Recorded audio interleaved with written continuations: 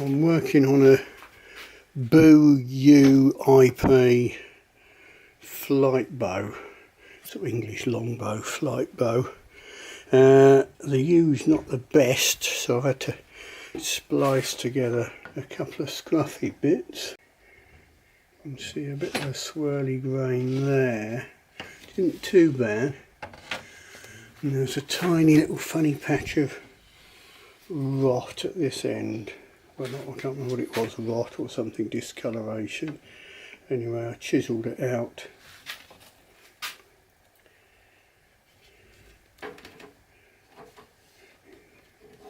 And let in a piece of yew.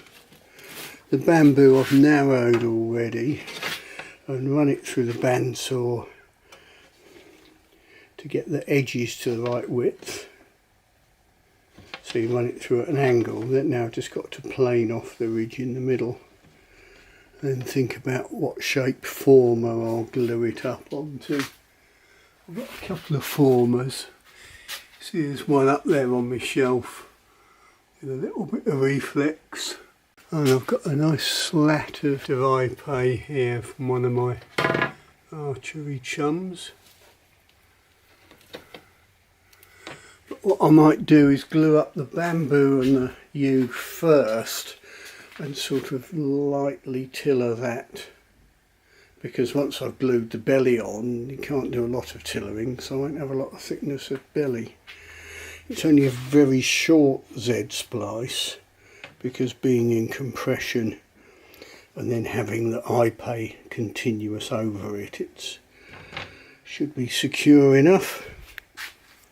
And it'd be nice to have absolutely perfect wood to work with, but unfortunately I don't. You can see that yew has already been put through my tapering planer. Well, put through my DIY thicknesser on top of a tapered sled. So there's the tapered sled, which is basically MDF glued up and sawn at a slight taper on the bandsaw. Then the lamination goes on that and it runs through.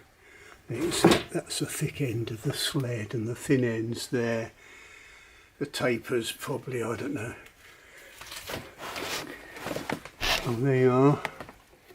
1 millimetre every 6 inches. Anyhow, that's what I'm doing at the moment. Sort of pottering around, keep me out of mischief. Here's a little tip on how to plane up bamboo. What you do is you file the nodes down slightly flat, which will help it sit square onto your support, so which is a bit of 2x2. And I've filed a bit away there, so if I clamp it this side of, this is where the node was, as I'm pushing the plane that way, it will stop the whole thing just sliding. It will be gripping against this node. So I'll clamp it up, plane that side, turn it round, plane the other, keeping an eye on these edges, getting them pretty much down to nothing, sort of wafer thin, because then later on when you narrow the bow to final width, it will get slightly thicker due to the curve on this side of the bamboo. There you go. A couple of clamps help stop it skewing sideways while you're planing. And so I started to plane it up here.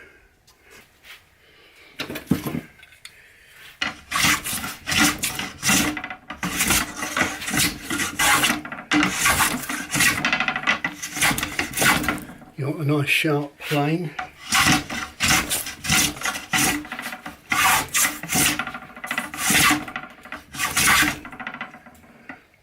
Makes a lovely noise.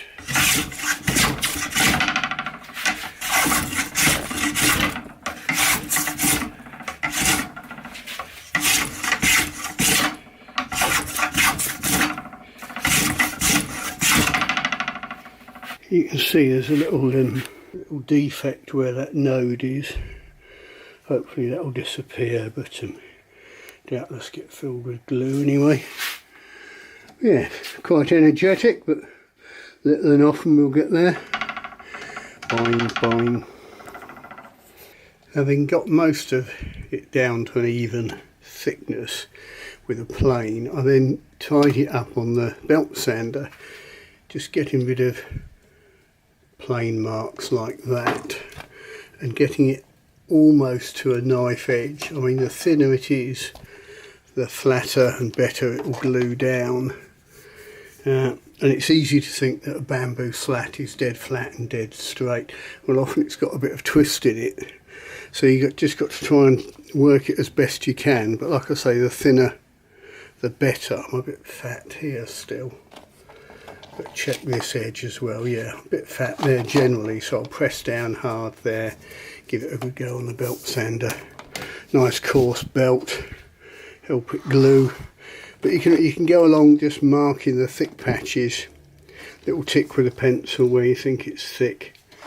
But you get areas like this where you can see it's thin either side of the node. Well, it's thin there, but thick here. Obviously I can't grind it down too much and make it too thin there, but I can press hard here, try and get this edge a bit thinner. Same there. So yeah, keep checking, looking. Ah, there you go. You see this side we are wafer thin, so I've got to be careful. I can lean on here, but I want to make sure I don't go too thin there, although the finished bow will be quite a bit narrower than that. So, well, if we look at the end, you can see even if it's wafer thin at either edge, it will be thicker in the middle. So yeah, just be patient, do a bit. This has taken me a couple of days, just playing it here and there in between other things. It's been too hot to do much. I've been out swimming in the river, which was rather nice. Bit of work in the garden with the missus. Ho hum.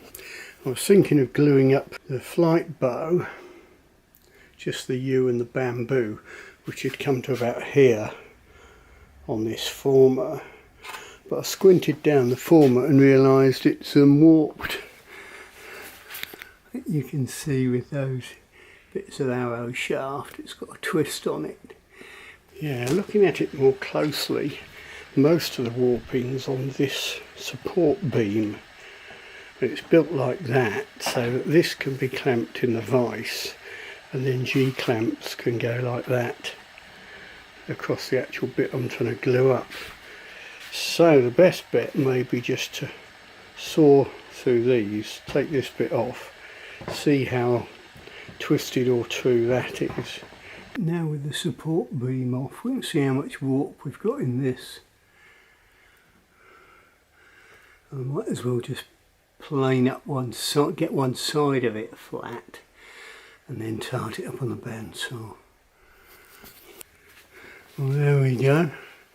That's what a few minutes work can do. Not perfect, but a damn sight better. A little tweak with my farrier's rasp maybe here and there. But I've also added a little bit more taper down the middle section. So I've reduced it, I've cut that down about 3mm there, tapering back to nothing. You can see it better here.